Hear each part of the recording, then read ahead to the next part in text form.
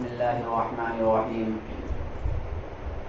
إنا عرضنا الأمانة على السماوات والأرض والجبال فأبين أن يحملنها وأشفقن منها وحملها الإنسان إنه كان ظلوما جهولا صدق الله العظيم. سامعین محترم اور معزز ساتھیوں، یہ رمضان المبارک کا مہینہ چل رہا ہے اور آخری عشرہ ہے، 27 کی رات ہے. ہم اور آپ نے پورے رمضان تراویح کے اندر قرآن کریم کو سنا. قرآن یہ اللہ کا کلام ہے. اللہ کا کلام ہونے کا مطلب یہ ہوتا ہے کہ اللہ نے اس کو پڑھا ہے اور جبرائیل امین نے اس کلام کو سنا ہے. کہ جبرائیل امین جیسا اللہ سے سنے ویسا نبی کے پاس آ کر پڑھے اور اللہ کے نبی صلی اللہ علیہ وسلم اسی طریقے سے سن کر اس امت تک پہنچایا.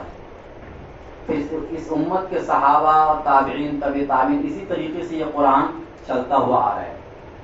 کہنا یہ ہے کہ یہ کلام اللہ ہے. ایک ہوتا ہے بادشاہوں کا کلام، ایک ہوتا ہے عام لوگوں کا کلام. دونوں کے کلام میں فرق ہوتا ہے. اور ایک بادشاہوں کا کلام، اس کے کلام کے آگے تو کسی کا کلام ہو ہی نہیں سکتا ہے. اس لیے قرآن کریم کی عظمت سب سے زیادہ ہے. اتنی عظمت ہے قرآن کریم کی کہ اللہ تعالیٰ قرآن میں فرماتے ہیں کہ اس قرآن کو میں نے آسمان اور زمین کو دینے کا ارادہ کیا.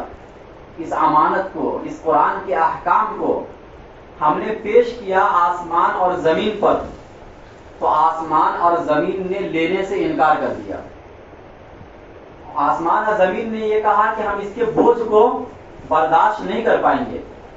ایک جگہ پر اللہ نے فرمایا لو انزلنا هذا القرآن على جبل لرأيته خاشعا متصدعا من خشية الله، کہ اگر اس قرآن کو ہم پہاڑ پر اتارتے تو آپ یہ دیکھتے پہاڑ کو کہ وہ اللہ کے ڈر کی وجہ سے پہاڑ ریزہ ریزہ اور ٹکڑے ٹکڑے ہو جاتا. سوچئے پہاڑ کتنی طاقتور مخلوق ہے اللہ تعالیٰ کی، لیکن اس کے باوجود اگر اس کلام کو اتارا جاتا اس پہاڑ کے اوپر تو پہاڑ بھی اس کے بوجھ کو برداشت نہیں کر پاتا. اتنا عظمت والا کلام ہے. اس لیے اللہ نے ایک جگہ کو فرمایا انا سنلقی علیک قولا ثقیلا، یہ کلام جو ہم آپ کے اوپر اتارتے ہیں، جو ہم آپ کے سامنے پیش کرتے ہیں، یہ بہت بھاری کلام ہے. اسی لیے اسی کلام کے بوجھ کو برداشت کرنے کے لیے نبی صلی اللہ علیہ وسلم کے سینہ مبارک کو، قلب اطہر کو اس طرح بنایا گیا. چنانچہ سینے کو چاک کیا گیا، سینے کو زمزم کے پانی سے دھویا گیا، اس کو نور اور حکمت سے بھرا گیا. کیوں؟ تاکہ اس کلام کے بوجھ کو برداشت کر سکے. اب اس کا جتنا بوجھ تھا ان تمام بوجھ کو اللہ کے نبی نے برداشت کر لیا. اس لیے ہمیں اور آپ کو اس کا بوجھ سمجھ میں نہیں آتا ہے.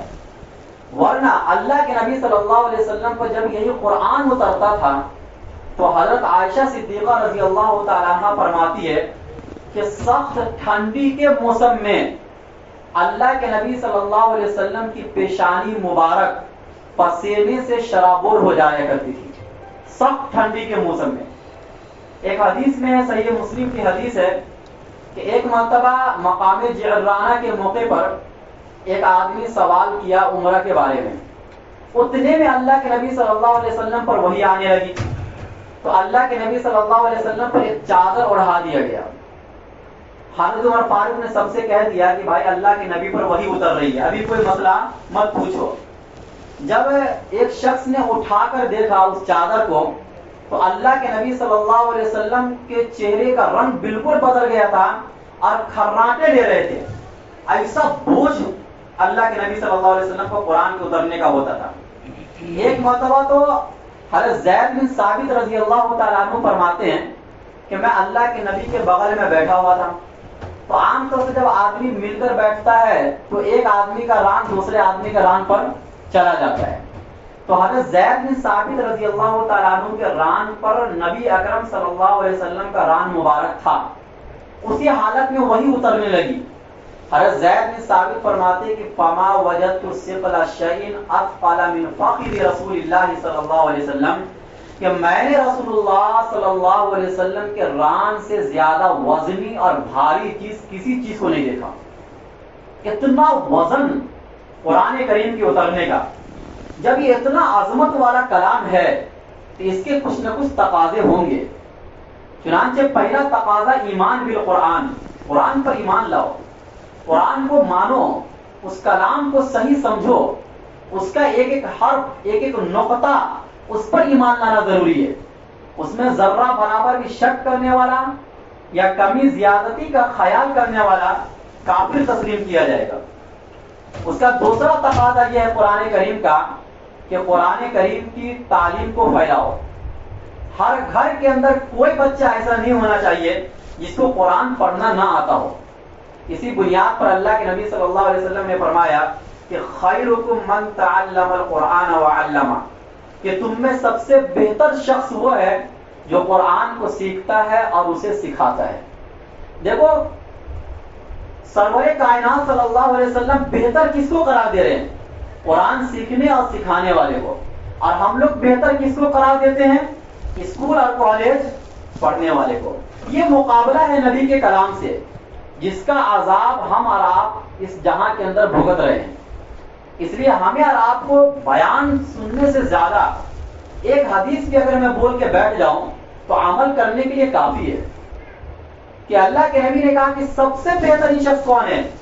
آج حافظ اور عالم کو یا قرآن سمجھنے والے کو بہتر نہیں سمجھا جاتا ہے، بلکہ بہتر اس کو سمجھا جاتا ہے جو بڑی ڈگریاں یعنی دنیا کی ڈگریاں لے کر گھومتا ہے، اس کو بہتر سمجھا جا رہا ہے. تو یہ نبی کے کلام کے ساتھ، نبی کے قول کے ساتھ مذاق ہے یہ. اس لیے اس کی حقیقت کو سمجھنا چاہیے. ایک حدیث کے اندر اللہ کے نبی صلی اللہ علیہ وسلم نے فرمایا کہ من قرأ القرآن وعمل بما فیہ، جو قرآن پڑھتا ہے اور اس میں جو حکم ہے اس کے مطابق عمل کرتا ہے، البس والدہ تاجا یوم القیامہ، اس کے والدین کو ایک تاج پہنایا جائے گا قیامت کے دن. ضوءہ احسن من ضوء الشمس فی بیوت الدنیا لو کانت فیکم، اس تاج کی روشنی سورج کی روشنی سے زیادہ ہوگی اگر وہ سورج تمہارے گھروں میں آ جائے. مطلب یہ ہوا کہ وہ سورج اتنے اوپر سے پوری کائنات کو روشن کر رہا ہے، اگر وہ سورج اتر کر آپ کے گھروں میں آ جائے تو کتنی روشنی ہوگی. اس سے کہیں زیادہ روشنی والا تاج والدین کو پہنایا جائے گا، یعنی حافظ قرآن کے والدین کو. اللہ کے نبی نے آگے فرمایا فما ظنکم بالذی عمل بہذا، تمہارا کیا خیال ہے اس شخص کے بارے میں جو خود قرآن پڑھا اس پر عمل کیا. جس نے پڑھوایا اس کا یہ مقام و مرتبہ ہے، جو خود قرآن کریم کو پڑھتا ہے اس پر عمل کرتا ہے، اس کو کیسا تاج پہنایا جائے گا جس کی مثال اس دنیا میں دی نہیں جا سکتی ہے. کیونکہ سورج سے روشن کوئی چیز ہے ہی نہیں دنیا میں. اب اس کی مثال تو ماں باپ کے لیے دے دی گئی، اب دوسری کوئی چیز بچی نہیں مثال دینے کے لیے. اس لیے اس کا خیال آپ نہیں لا سکتے، اس کا تصور بھی آپ نہیں کر سکتے. ایک حدیث میں اللہ کے نبی نے فرمایا کہ یجیء القرآن یوم القیامہ، قیامت کے دن قرآن آئے گا، کہے گا یا ربی حلہ، اے میرے پروردگار اس کو آپ زورا میرا کپڑا پہنائیے. اللہ کے نبی صلی اللہ علیہ وسلم نے آگے فرمایا فیلبس تاج الکرامہ، عزت اور شرافت کا تاج اس کو پہنایا جائے گا. قرآن کہے گا یا ربی زدہ، اے میرے پروردگار اور اضافہ کیجئے. فیلبس حلۃ الکرامہ، چنانچہ عزت و شرافت کا اب لباس پہنایا جائے گا، پہلے تاج پھر لباس. قرآن کہے گا یا ربی ارضا عنہ، اے میرے پروردگار آپ ان سے راضی ہو جائیے. اللہ تعالیٰ فرمائیں گے کہ میں اس سے راضی ہو گیا. یہ صاحب قرآن پڑھنے والے کی عظمت، کیونکہ اس نے قرآن مقدس کو کلام اللہ سمجھا، اس کے مطابق اس نے عمل کیا، اس کا یہ مقام و مرتبہ جو آج ہمیں دنیا میں نہیں سمجھ میں آتا ہے لیکن قیامت کے دن سمجھ میں آ جائے گا. لیکن اس وقت کا سمجھنا کوئی مطلب کا نہیں، افسوس کے علاوہ کوئی چارہ نہیں ہوگا. ایک حدیث کے اندر اللہ کے نبی صلی اللہ علیہ وسلم نے فرمایا کہ کہ من قرأ القرآن لم يرد الى ارذل العمر لكي لا يعلم بعد علم شيئا، کہ جو قرآن پڑھتا ہے وہ ارذل عمر تک نہیں پہنچے گا. ارذل عمر کا مطلب یہ ہوتا ہے کہ بڑھاپے کی وہ عمر جس میں ایک آدمی ایک کام کرنے کے بعد پھر بھول جاتا ہے، کہ جیسے میں نے ابھی چائے پیا کہ نہیں پیا، ابھی میں نے کھانا، مطلب عقل اس کا خراب ہو جانا. بڑھاپے کی ایک عمر ایسی بھی ہوتی ہے. اللہ کے نبی صلی اللہ علیہ وسلم نے فرمایا کہ جو قرآن کی تلاوت کرنے کا عادی ہوگا وہ اس عمر تک نہیں پہنچے گا، اس کا دماغ خراب نہیں ہوگا. اب پھر قرآن کریم کی تلاوت کی کہ ثم رددناہ اسفل سافلین الا الذین آمنوا وعملوا الصالحات، کہ کچھ لوگوں کو ہم بڑھاپے کے عمر میں جانور سے بھی بدتر بنا دیتے ہیں. الا الذین آمنوا مطلب الا الذین قرأوا القرآن، مگر وہ لوگ جو قرآن کو پڑھتے ہیں اس کے ساتھ ایسا نہیں ہوتا ہے. ایک حدیث میں اللہ کے نبی صلی اللہ علیہ وسلم نے فرمایا کہ حامل القرآن غیر الغالی فیہ والجافی عنہ، کہ جو قرآن کا حافظ ہے تم اس کا اکرام کرو، اس کی عزت کرو. اس کی عزت کرنا ان من اجلال اللہ، اللہ کی عزت کرنے میں سے ہے.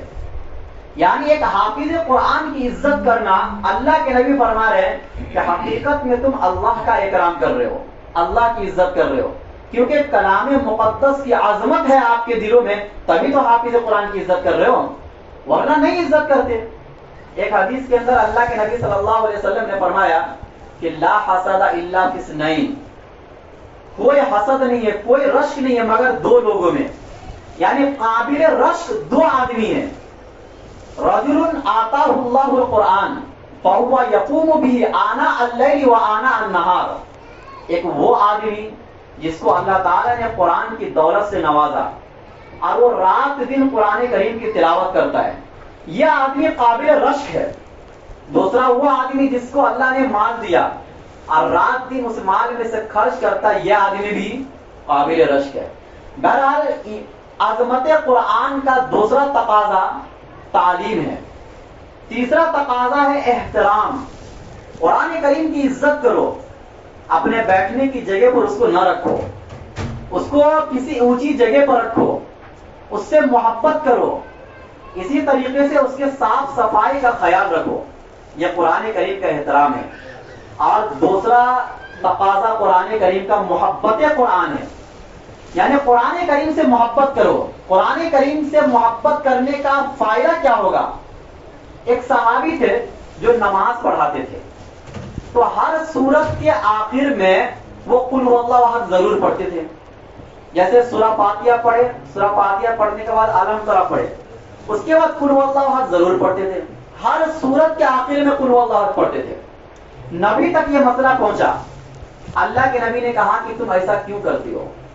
تو اس صحابی نے کہا کہ انی احبھا، میں اس سورت سے محبت کرتا ہوں.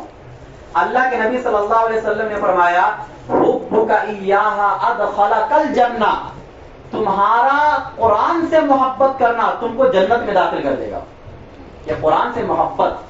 اور ایک اور صحابی تھے جو ہر سورت کے شروع میں قل هو اللہ احد پڑھتے تھے، تو اللہ کے نبی نے ان سے بھی سوال کیا تو انہوں نے جواب دیا انہا صفت الرحمن، اس میں رحمان کی صفت ہے قل هو اللہ احد میں. اللہ کے نبی صلی اللہ علیہ وسلم نے فرمایا کہ اخبروہ ان اللہ یحبہ، تم اس آدمی کو بتلا دو کہ اللہ بھی اس سے محبت کرتے ہیں. دو فائدہ ہوا. اگر آپ قرآن سے محبت کریں گے تو اس کا پہلا فائدہ یہ ہے کہ آپ جنت میں چلے جاؤ گے، اور دوسرا فائدہ یہ ہے کہ اللہ بھی آپ سے محبت کرے گا. قرآن کریم کا تیسرا تقاضا تلاوت قرآن.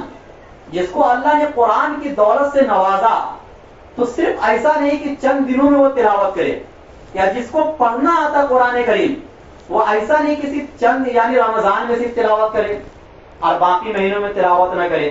یہ قرآن سے بے وفائی کی علامت ہے.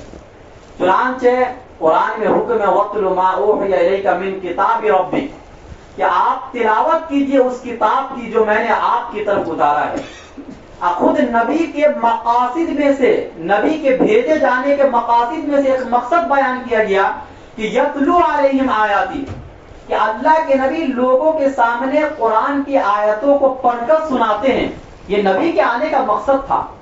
4 مقاصد میں سے ایک مقصد یہ بھی تھا. تو پتہ یہ چلا کہ قرآن کریم کے لیے کوئی ایک مہینہ تو یہ تو موسم ہے قرآن کا, اس میں تو پڑھنا ہی ہے, اس میں پڑھے بغیر کوئی چارہ نہیں ہے. لیکن اس کے علاوہ مہینے میں بھی روز کچھ نہ کچھ حصہ آپ قرآن کا پڑھیے, جس کا فائدہ یہ ہوگا کہ آپ کی زندگی میں ہر موڑ پر آپ اپنی زندگی میں برکت دیکھیں گے. آج ہماری زندگی سے برکت چھین گئی, ہر طرف لوگ پریشان ہیں, لیکن اس کا اثر کیا ہو رہا ہے کہ ہم قرآن کی طرف آنا چاہیے, اللہ رسول کے دین کی طرف آنا چاہیے, تو ہم اس کا سبب کچھ اور تلاش کرنے کی کوشش کرتے ہیں. حکومت ہے, یہ ہے, وہ ہے, ہزار طریقے کے بہانے تلاش کرتے ہیں. لیکن خود خالق کائنات نے جو بتلا دیا کہ تمہارے ہلاکت و بربادی کا یہ سبب ہے, ہم اور آپ اس کو تلاش نہیں کرتے. ایک حدیث میں اللہ کے نبی صلی اللہ علیہ وسلم نے فرمایا کہ اقرأوا القرآن فإنه یوم القیامت شفیعا لأصحابہ, کہ تم قرآن کو پڑھو, قرآن آئے گا قیامت کے دن سفارش بن کر صاحب قرآن کے لیے. اب بتاؤ قرآن والا کس کو کہیں گے؟ چائے والا کس کو بولتے ہیں؟ جو 1-2 ٹائم چائے پی لیتا اس کو چائے والا بولیں گے. جو مستقل چائے بیچتا ہے, جس کی دکان ہے چائے کی, اس کو چائے والا بولیں گے نا. عطر والا کس کو بولتے ہیں؟ جو ہر نماز کے ٹائم پر عطر لگا دیا وہ عطر والا ہے, یا جو مستقل بیچ رہا ہے عطر, جس کی دکان ہے عطر کی, جس کا رات اور دن کا مشغلہ وہی ہے, عطر والا اس کو آپ کہیں گے نا. اللہ کے نبی نے بھی اس حدیث کے اندر یہ سمجھایا ہے کہ صاحب قرآن اس کو نہیں کہیں گے جو کبھی کبھار قرآن پڑھ لیتا ہے. یہ قرآن کی جتنی بھی فضیلت ہم نے بیان کیا ہے ابھی, یا اللہ کے نبی نے جو حدیثوں میں بیان کیا ہے, یہ صاحب قرآن والے کے لیے, یعنی جو قرآن والا ہو. قرآن والا کس کو کہیں گے؟ 1-2 ٹائم پڑھ لینے سے وہ قرآن والا نہیں ہوتا ہے. جو مستقل قرآن کریم میں لگا ہے, صبح اٹھ رہا ہے تو بھی قرآن کی تلاوت, اور شام کو بستر پر سونے کو جا رہا ہے تو بھی قرآن کی تلاوت, جب موقع مل رہا ہے تب قرآن کی تلاوت, جس کا مشغلہ بن جائے قرآن کریم کی تلاوت, تنہائی کے دوست قرآن کریم کی تلاوت جس کا بن جائے وہ ہے صاحب قرآن. اسی کے بارے میں فرمایا اللہ کے نبی نے ایک دوسری حدیث میں کہ اقرا ورتقی ورتل کما کنت ترتل فی الدنیا فإن منزلتک عند آخر آیت تقرأها, کہ اللہ کے نبی نے فرمایا صاحب قرآن سے کہا جائے گا. صرف قرآن کو حفظ کر لینا یا صرف قرآن کو دیکھ کر پڑھنے آ جانا یہ بھی کمال ہے, لیکن اس سے بڑا کمال یہ ہے کہ آپ صاحب قرآن بن جائیے, مستقل قرآن کی تلاوت کرنے والے بن جائیے. اس کا فائدہ اللہ کے نبی نے یہ بیان کیا کہ قیامت کے دن اللہ کہیں گے کہ تو پڑھتا جا اور جنت کے درجوں پر چڑھتا جا, اور اسی طرح ٹھہر ٹھہر کر پڑھ جیسا تو دنیا میں پڑھا کرتا تھا. تیرا آخری ٹھکانہ وہاں ہوگا جہاں قرآن کریم کی آیت ختم ہو جائے گی. علامہ ابن حزم رحمۃ اللہ علیہ فرماتے ہیں کہ قرآن کریم کے اندر جتنی آیتیں ہیں جنت کے بھی اتنے ہی درجے ہیں, اس کے آگے ثواب نہیں ہے, ثواب ختم ہو جاتا ہے قرآن کریم کی آیت پر. تو پتہ یہ چلا کہ جو صاحب قرآن ہوگا قیامت کے دن سب سے اعلیٰ درجے پر وہ فائز ہوگا, اس سے اونچا کوئی درجہ نہیں ہوگا. لیکن یہ فضیلت صاحب قرآن کے لیے ہے, صرف قرآن پڑھنے والے کے لیے نہیں. صاحب قرآن کس کو کہا جائے گا؟ اس بات کو آپ ذہن میں بیٹھا لیجئے کہ صاحب قرآن اسی کو کہا جائے گا جو قرآن پڑھنے کو اپنا مشغلہ بنا لے, جس کو قرآن سے محبت ہو جائے. بھائی جس سے آپ کو محبت ہوتی ہے, آپ اس کا نام سال میں 1 مرتبہ لیتے ہیں یا ہر روز لیتے ہیں؟ ہر روز لیتے ہیں نا. تو پھر ایسا کیونکہ قرآن سے ہم کو محبت بھی ہے اور سال میں 1 مرتبہ پڑھتے ہیں, اور اس میں سے بھی کچھ لوگ کچھ پڑھتے ہیں, کچھ 1 قرآن ختم کرتے, کچھ 2. ہونا تو یہ چاہیے کہ اگر آپ سال میں 1 مرتبہ پڑھ رہے ہیں تو 12 قرآن ختم ہونا چاہیے 12 مہینے کے حساب سے. لیکن وہ بھی حق ہم ادا نہیں کر پاتے ہیں, تو کیسے آپ کا یہ دعویٰ قیامت کے دن اللہ تعالیٰ کے سامنے ثابت ہو پائے گا کہ آپ صاحب قرآن ہیں یا آپ قرآن سے محبت کرتے ہیں؟ اس لیے ہمیں اور آپ کو قرآن کریم سے محبت کرنے کی ضرورت ہے. تیسرا جو تقاضا ہے وہ یہ کہ افلا یتدبرون القرآن ام علی قلوب اقفالها، قرآن کو سمجھنا. قرآن صرف پڑھ لینا، دیکھو آدمی کتنے سالوں سے سورہ فاتحہ پڑھ رہا ہے لیکن آج تک اس کو سمجھ میں نہیں آیا کہ سورہ فاتحہ میں ہے کیا. اگر اب کسی کا مضمون آپ کے پاس آئے گا، کسی کا خط آپ کے پاس آئے گا، آپ کی ماں نے آپ کو میسج کیا، تو آپ اس میسج کو صرف تلاوت کر کے رکھ دیں گے یا اس کا کچھ جواب دیں گے؟ آپ کے اہلیہ نے آپ کو میسج کیا کہ بھائی کام پر سے واپس آنا تو دودھ لے کر آنا، اور آپ اس کو پڑھ کر رکھ دیا، دودھ بھی لے کر نہیں آئے، تو آپ کے اہلیہ جب آپ کے اوپر غصہ ہوگی تو آپ کیا کہیں گے؟ ارے میں نے تو میسج پڑھا تھا. دیکھو قرآن کریم کو پڑھنا یہ ثواب کا کام ہے، یہ میں نہیں کہہ رہا ہوں، لیکن قرآن کریم کو سمجھنے کی بھی کوشش کیجیے. قرآن کریم کو سمجھے بغیر دنیا کا کوئی مسئلہ حل نہیں ہو سکتا ہے، کیونکہ جب تک آپ سمجھیں گے نہیں، زمانے میں جو حالات چل رہے ہیں ان حالات کا مقابلہ آپ نہیں کر پائیں گے.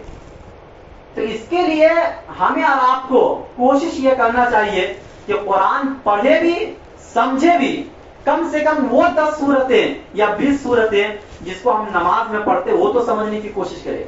کبھی آپ نے قرآن کریم پر غور کیا کہ قرآن کریم میں اللہ تعالی کیا کہہ رہا ہے؟ پورا قرآن آپ پڑھ لیتے ہیں لیکن قرآن کے مطابق کیا ہم مسلمان بھی ہے یا نہیں؟ آپ نے کبھی قرآن سے پوچھا ہم مسلم ہے یا نہیں ہے؟ اللہ قرآن میں فرماتے وَنَزَّلْنَا عَلَيْكَ الْكِتَابَ تِبْيَانًا لِكُلِّ شَيْءٍ، ہم نے آپ کے سامنے ایک کتاب کو اتارا جس میں ہر چیز کا بیان ہے.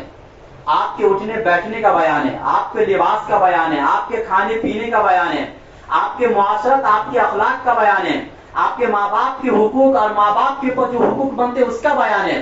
ہر ایک چیز کا بیان ہے. دنیا میں کوئی ایسی چیز لے کر آ جاؤ جس کا بیان قرآن میں نہ ہو. تبیان لکل شیء وہدی، ہدایت ہے، رہنمائی ہے. یہ رہنمائی کیسے ملے گی آپ کو قرآن سے؟ صرف تلاوت کر لینے سے یا قرآن کریم کو زمانے کے حساب سے سمجھنے سے بھی؟ والرحمہ، قرآن میں پیار ہے، ہر آیت میں اللہ کا پیار آپ کو نظر آئے گا.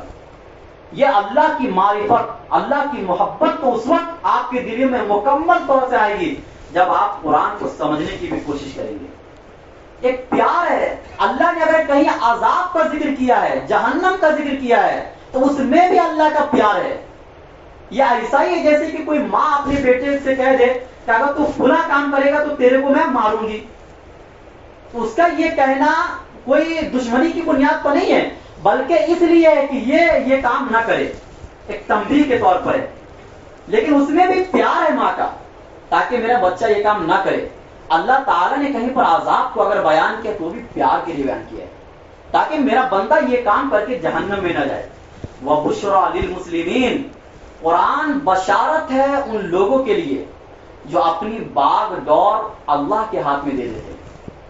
دیکھو مسلمان وہ نہیں ہے جو مسلمان گھرانے میں پیدا ہوتا ہے. مسلمان وہ نہیں ہے کہ راشن کارڈ میں جو مسلمان ہے، آدھار کارڈ میں جو مسلمان ہے. مسلمان وہ ہے جس کو قرآن مسلمان کہتا ہے. قرآن کس کو مسلمان کہتا ہے؟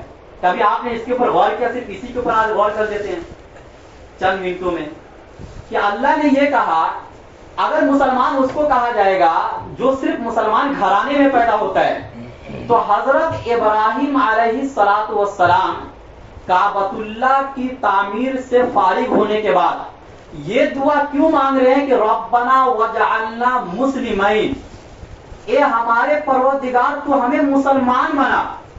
کیا ابراہیم علیہ الصلوۃ والسلام، اسماعیل علیہ الصلوۃ والسلام مسلمان نہیں تھے؟ نعوذ باللہ، وہ تو پیغمبر تھے وقت کے. اس کے باوجود کہہ رہے ہمیں مسلمان بنا. پھر دعا کر رہے وَمِن ذُرِّيَّتِنَا أُمَّةً مُسْلِمَةً لَكَ، ہماری اولاد میں سے ایک ایسی امت بنا جو امت مسلم امت ہو، یعنی یہ امت محمدیہ. اگر ایسے بھی نہیں سمجھ میں آ رہا تو ایک اور آیت سے سمجھو. ابراہیم علیہ الصلوۃ والسلام اپنے بیٹے اسماعیل علیہ الصلوۃ والسلام کو ذبح کرنے کے لیے زمین پر لٹا دیے. یہ واقعہ تو سب جانتے ہیں. قرآن نے اس واقعے کو کس لفظ سے تعبیر کیا ہے؟ فَلَمَّا أَسْلَمَا وَتَلَّهُ لِلْجَبِينِ، پس جب وہ دونوں مسلمان ہو گئے. اگر آپ کے نزدیک مسلمان کا مطلب وہی ہے جو مسلم گھرانے میں پیدا ہوتا ہے، تو مطلب تو یہ ہوگا اس آیت کا کہ وہ لوگ نعوذ باللہ اس سے پہلے مسلمان نہیں تھے. حالانکہ مطلب کیا ہے؟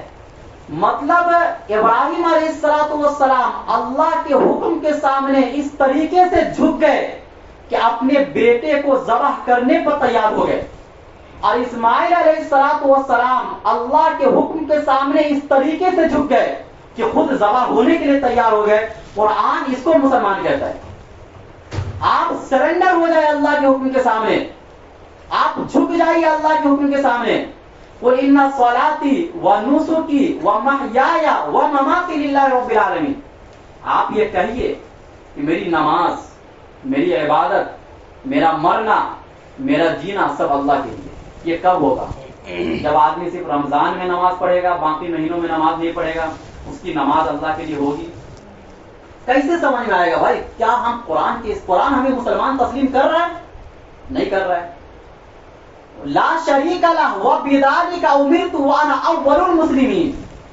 مجھے حکم دیا گیا ہے کہ میں اللہ کے ساتھ کسی کو شریک نہ کروں, اب میں سب سے پہلا مسلمان بن کر رہوں. میں صرف اسلام سمجھا رہا ہوں, ابھی ایمان کی تو بات ہی نہیں آئی. ایمان تو تھوڑا اس سے اوپر کی چیز ہے. پہلے مسلمان تو بن جائے. ایک جگہ پر اللہ نے فرمایا وَأَنِيبُوا إِلَىٰ رَبِّكُمْ وَأَسْلِمُوا لَهُ مِنْ قَبْلِ أَن يَأْتِيَكُمُ الْعَذَابُ ثُمَّ لَا تُنصَرُونَ. کہ تم اپنے رب کے سامنے توبہ کرو اور مسلمان ہو جاؤ قبل اس کے کہ تمہارے اوپر عذاب آئے, ابھی تمہاری مدد نہ ہو. کہ کون سے اسلام کا تقاضا آخر قرآن کر رہا ہے؟ کبھی آپ قرآن پڑھتے پڑھتے غور کیے کہ اللہ نے کہا فَوَيْلٌ لِّلْمُصَلِّينَ, سورۃ الماؤن آپ پڑھتے ہیں, ہلاکت و بربادی ہو نماز پڑھنے والوں کے لیے. قرآن پر غور کرنے سے آدمی کے اندر معرفت بڑھتی ہے. اب سوال پیدا ہوتا ہے نماز پڑھنے پر تو اتنا اجر و ثواب ہے, اللہ یہ کیا کہہ رہے ہیں کہ ہلاکت و بربادی ہو نماز پڑھنے والے کے لیے؟ الذین هم عن صلاتهم ساہون, وہ نماز پڑھنے والے جو کبھی پڑھتے ہیں کبھی نہیں پڑھتے, یا وقت کے پابند نہیں ہے, یا ٹائم ملا تو پڑھ لیے ورنہ نہیں پڑھے, یا نیند کا غلبہ ہے تو سو جاتے ہیں, پھر نیند کا غلبہ نہیں ہے تو آ جاتے ہیں. افرأیت من اتخذ الہہ ہوا, جس نے اپنی خواہش کو خدا بنا دیا. موقع ملا تو پڑھ لیں گے, نہیں موقع ملا تو نہیں پڑھیں گے. فویل للمصلین, ایسے نماز پڑھنے والے کے لیے ہلاکت و بربادی ہے جو جماعت سے نماز نہیں پڑھتے ہیں. اللہ کے نبی نے ایسے نمازیوں کے بارے میں فرمایا کہ میرا دل یہ چاہتا ہے کہ میں ایسے لوگوں کے گھروں کو جلا دوں. کیا ایسا تو نہیں کہ آج ہمارے گھر کو جو جلایا جا رہا ہے وہ نبی صلی اللہ علیہ وسلم کے غصے کا نتیجہ تو نہیں؟ کبھی آپ نے اس کے اوپر غور کیا؟ آج ہمارے گھر توڑے جا رہے ہیں, ہمارے گھروں پر مشینیں چل رہی ہیں. آدمی ہزاروں اسباب کو غور کرتا ہے لیکن اس نتیجے پر کبھی نہیں پہنچتا ہے کہ شاید نبی کا وہ غصہ کہ جو جماعت سے نماز نہیں پڑھے گا میں اس کے گھر کو جلا دوں گا, وہ غصہ کہیں ہمارے اوپر تو نہیں اتر رہا ہے. اس کے اوپر آدمی کبھی غور نہیں کرتا ہے. قرآن پر جب غور کرو گے تو آپ کے اندر مکمل اسلام آئے گا, مکمل اللہ کی معرفت آئے گی, مکمل تابع داری. اسلام اس کا نام ہے. حضرت یعقوب علیہ السلام اپنے آخری وقت میں اپنے بیٹے کو جمع کیے اور فرمایا اذ حضر یعقوب الموت اذ قال لبنیہ ما تعبدون من بعدی, اے میرے بیٹو تم میرے بعد کس کی عبادت کرو گے؟ قالوا نعبد الہک و الہ آبائک ابراہیم و اسماعیل و اسحاق الہ واحدا ونحن له مسلمون. یعقوب علیہ السلام کے بیٹے جن میں یوسف علیہ السلام بھی ہے جو وقت کے پیغمبر ہے, وہ کیا کہہ رہے ہیں کہ ہم آپ کے معبود, آپ کے باپ دادا ابراہیم و اسماعیل و اسحاق کے معبود کی عبادت کریں گے, یعنی اللہ کی, اور ہم مسلم بن کر رہیں گے. آخر یہ کون سا اسلام ہے کہ ان نبیوں میں اسلام نہیں تھا نعوذ باللہ, جس اسلام کا یہ دعویٰ کر رہے ہیں کہ ہم مسلم بن کر رہیں گے. ایک جگہ پر اللہ نے فرمایا یا ایھا الذین آمنوا اتقوا اللہ حق تقاتہ ولا تموتن الا وانتم مسلمون, کہ تم اللہ سے ڈرو ویسا جیسا اللہ سے ڈرنے کا حق ہے. اللہ سے ڈرنے کا حق کیسا ہے؟ کیونکہ اللہ روزے جزا کا مالک ہے. اللہ کے سامنے کھڑا ہونا ہے. اللہ ہمیں کھلا رہا ہے، پلا رہا ہے. ہر چیز اللہ کی ملکیت میں. اس ذات سے ڈرنے کا حق کیا ہو سکتا ہے یہ ہم اور آپ سمجھتے ہیں کہ کتنا ڈرنا چاہیے، ہم کتنا ڈر رہے ہیں. اس کے بعد فرمایا کہ تمہاری موت نہ آئے مگر اس حال میں کہ تم مسلم ہو. آخر اللہ کون سے اسلام کا تقاضا کر رہے ہیں کہ ہماری موت بھی اسی حالت میں آئے؟ کیا ہم لوگ مسلم نہیں ہیں؟ ہم لوگ مسلمان نہیں ہیں؟ اگر آپ قرآن کی ان چند آیتوں پر غور کریں گے تو آپ کو پتہ یہ چل جائے گا کہ ہمیں اور آپ کو قرآن مسلمان تسلیم نہیں کر رہا ہے. مسلمان قرآن اس کو تسلیم کر رہا ہے جو مکمل اللہ کے حکم کے سامنے جھک جائے. اب یعنی اپنے آپ کو اللہ کے ہاتھوں بیچ دے آدمی. اب چاہے تو اللہ ہمارے پر کیسے بھی حالات لائیں، ہمیں گلا اور شکوہ شکایت نہیں کرنا. یہ ہوتا اسلام. اسی چیز کے بارے میں نبی اور انبیاء دعا کر رہے ہیں کہ اللہ ہم تو مسلم بن کر رہنا چاہتے ہیں. ایسا اسلام کہ اگر حالات کتنے بھی خراب ہو جائیں ہم اس حالت میں بھی آپ کے سامنے شکوہ اور شکایت نہ کریں، ہم تو آپ کی تعریف کرنے والے بنے. یہ اسلام ہے قرآن کی نظر میں. قیامت کے دن اگر اللہ آپ سے پوچھ لے کہ جس اسلام کا میں نے اپنے کلام میں دعویٰ کیا تھا کیا اس اسلام پر تم قائم تھے دنیا میں، تو ہم اور آپ کیا جواب دیں گے؟ ایسی عبادت جو ناقص عبادت، جو مکمل عبادت نہیں، جو سنت کے مطابق نہیں، ان عبادتوں کا کیا ہونے والا ہے؟ اس لیے ہم اور آپ یہ عہد کریں کہ ہم آج سے مکمل مسلمان بنیں گے. اور مسلمان وہ جو قرآن کہتا ہے. اور وہ کب ہوگا؟ جب آدمی قرآن سمجھنے کی کوشش کرے گا، قرآن کی تلاوت کرنے کی کوشش کرے گا. قرآن وہ کلام ہے کہ جس کے پڑھنے سے بھی آدمی کے دلوں کا زنگ دور ہو جاتا ہے، آدمی کا دل نرم ہو جاتا ہے، آدمی کے دلوں میں اللہ کی محبت اترتی ہے. تلاوت کا بھی یہ فائدہ ہے. ہم اور آپ تلاوت کرنے کی کوشش کریں، سیکھنے کی کوشش کریں. اللہ کے کلام سے بے وفائی، اللہ کے کلام سے اعراض، قیامت کے دن اللہ تعالی کی نظر اور رحمت کی جو نظر ہے وہ آپ سے ہٹ جائے گی. یہی اچھا یہ قرآن جس طریقے سے سفارش کرے گا والقرآن حجت لک او علیک، اسی طریقے سے یہ قرآن آپ کے خلاف جھگڑا بھی کرے گا کہ اس کو کہاں لے کے جاؤ؟ جہنم میں. یہ بھی قرآن ہی جھگڑا کرے گا. اور وہ رسول جو سراپر رحمت، سراپا شفقت، رؤوف الرحیم، وہ رسول بھی قیامت کے دن کہیں گے یا ربی ان قوم اتخذوا هذا القرآن مہجورا، کہ اے میرے پروردگار میری قوم نے قرآن کو چھوڑ دیا تھا. یہ شکایت کریں گے اللہ کے نبی اپنے اللہ سے کہ میری قوم نے قرآن کو چھوڑ دیا تھا، لہذا اب آپ کے اوپر ہے، آپ جو ان کے حق میں فیصلہ کیجیے. جس ذات سے ہم سفارش کی امید رکھتے ہیں وہی ذات اگر ہماری شکایت کرنے لگ جائے تو بتاؤ ہماری ہلاکت و بربادی میں کوئی شک و شبہ ہوگا؟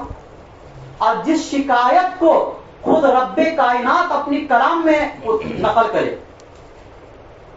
تو اس لیے ہم اور آپ یہ عہد کریں آج سے کہ قرآن کریم کی جیسے ترتیب بڑھ گئی رمضان میں یہ نہیں کہتا ہوں کہ جیسے رمضان میں آپ ہر وقت قرآن پڑھتے تھے آپ عام وقت میں بھی ہر وقت قرآن پڑھیے، یہ نہیں کہہ رہا ہوں. کم سے کم 10 منٹ تو آپ پڑھ سکتے ہیں. آدمی موبائل چلانے میں گھنٹوں گھنٹہ برباد کر دیتا ہے، لیکن 10 منٹ اللہ کا کلام اگر آپ پڑھ لیں گے تو آپ پورے دن کی برکتوں کو حاصل کر لیں گے. پھر اپنی زندگی میں جو روحانیت آپ کو نظر آئے گی آپ اس کا اندازہ نہیں لگا سکتے. اللہ ہم سب کو کہنے سننے سے زیادہ عمل کرنے کی توفیق نصیب فرمائے، اور خصوصی طور پر قرآن کریم کی تلاوت، اور اگر تلاوت آتا ہے تو قرآن کریم کو سمجھنے کی توفیق نصیب فرمائے. وآخر دعوانا الحمدللہ.